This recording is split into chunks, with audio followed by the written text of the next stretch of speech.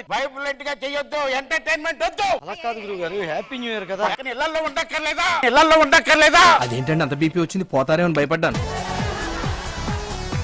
నా దగ్గర ఒక ఐడియా ఉందిరా. ఆడే పార్టీ వద్దని చెప్పాడు కదా, ఆడి చేత ఈ రోజు మనం ఇక్కడ పార్టీ చేద్దాం.